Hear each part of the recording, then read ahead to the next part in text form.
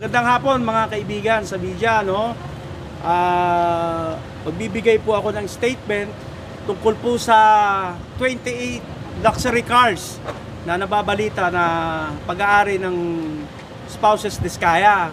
At yun din po yung alinsunod po dun sa nasabi ng ating si Ma'am Sara na 28 po. Okay? Unahin ko po yung 12, yung 12 na luxury cars na subject po ng search warrant na inisyu po ng Manila Court Executive Judge. Okay? Yung 12 po, duly accounted na po yun. Naselyuhan na po ng Bureau of Customs nung nakaraang araw po. So, nandyan po yung 12. Okay? Ito po yung nagpapatunay na yung 12 po na sasakyan ay nandyan po, yung subject po ng search warrant. Okay? Nandyan po. Okay? Na-account na po ng Bureau of Customs. Okay? Ngayon po, meron pa po silang hinahanap na 16 na luxury cars. Nandyan po sa loob. Okay?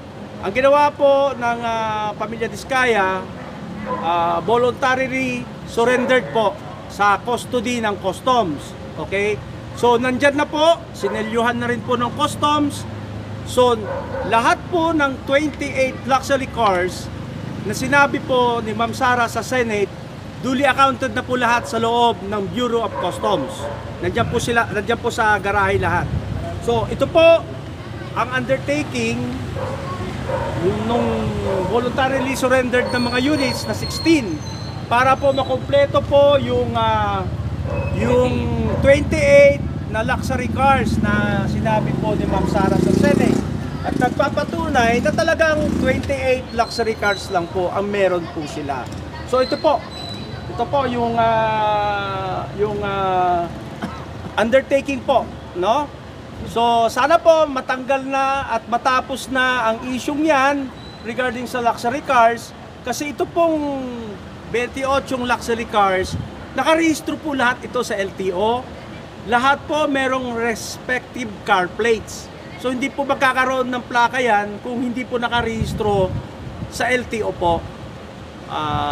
May katanungan po kayo? Sir, Mojing sir from iNews. Yes. Sir, ano po yung status ng 12 na sasakyan na nag-establish ng search warrant yung nakaraan? Kagaya po ng sinabi ko, nandiyan na po sa loob. Nandiyan na po. Liliwanagin ko po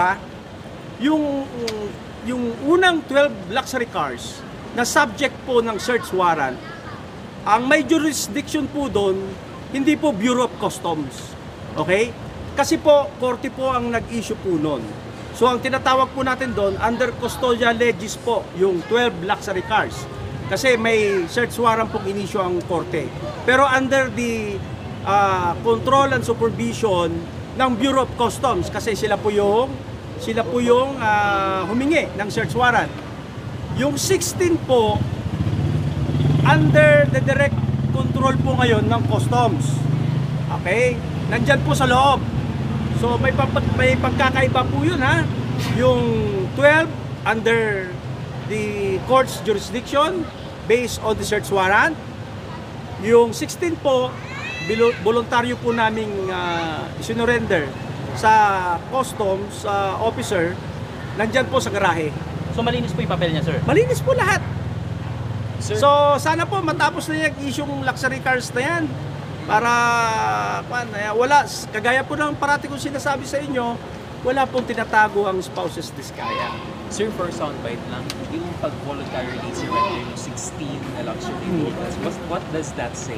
Yung inyong voluntary... Para po matapos na yung issue, makapag-comply kami sa panawagan din ng Bureau of Customs na gusto nilang makita yung mga natitira pang 16. Ang Spouses Diskaya po ay parating tumatalima sa tugon sa kagustuhan ng kung anumang government agency.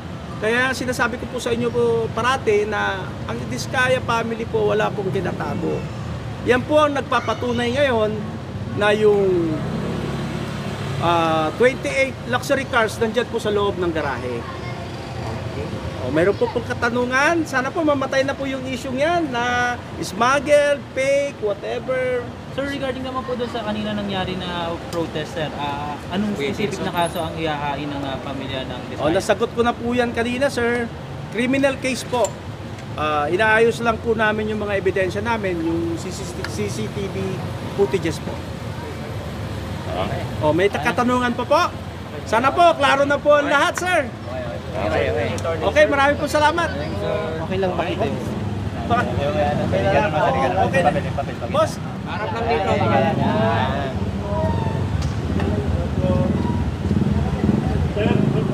Okay. okay po. Yan. Dito, attorney, dito.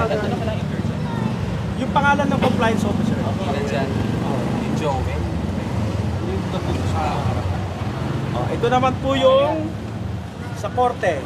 Yan. Harap lang, attorney. Dito, harap. Ito under custodia legis po ito, no?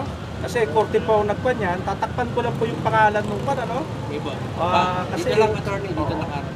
Yan. Para naman may protection po siya. Akawa naman. Sana mamatay na yung issue na yan. Okay na po? Okay po. O, salamat po. Maraming po salamat.